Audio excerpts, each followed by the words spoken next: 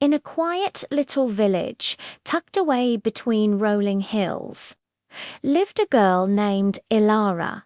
Her father was a humble tailor, and though their lives were simple, Ilara's dreams were woven from the most vibrant threads of imagination. Her greatest wish was to attend the Moonlight Ball, an annual grand event held in the Crystal Palace on the highest peak, a place said to touch the stars. But with only patched-up dresses and worn-out shoes, the ball felt as distant as the moon itself.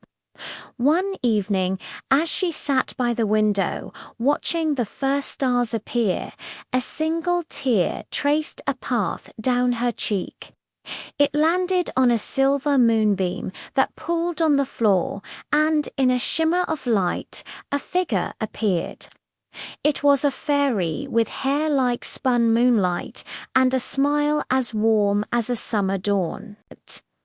"Why do you weep, little one?" she asked, her voice like the chiming of tiny bells. Ilara explained her heartfelt wish, and the fairy listened with gentle eyes. "Kindness and courage are the most beautiful gowns of all," the fairy whispered. With a wave of her slender wand, Ilara's simple dress transformed into a breathtaking gown of starlit silk, adorned with tiny, shimmering dewdrops.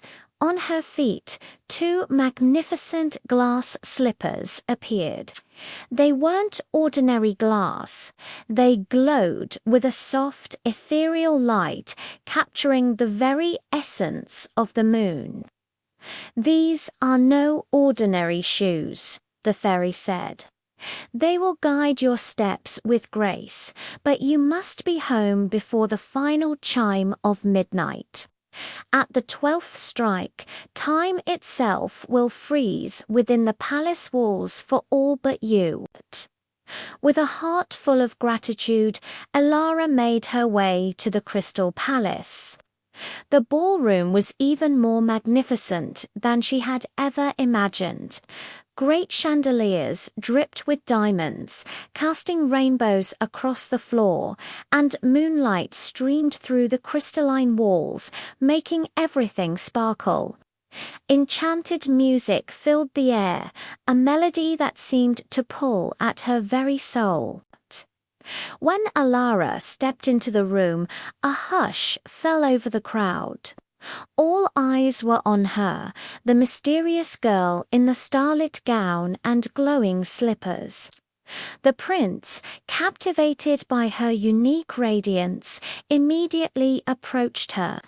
He had never seen anyone so lovely, nor slippers that seemed to dance with their own light. They danced for what felt like an eternity, lost in the music and the magic of the moment. Ilara felt a joy she had never known, a feeling that her biggest dream had finally come true. The prince was kind and charming, and for the first time, Ilara felt like she truly belonged. As they swirled across the dance floor, the great clock in the tower began to chime. 1, 2, 3. The sound was a somber reminder. By the 10th chime, Ilara knew she had to leave. With a hurried apology, she pulled away from the prince's grasp and fled from the ballroom. 11. The world around her began to slow, the music stretching into a long, drawn-out note. As the 12th and final chime echoed through the palace, everything stopped.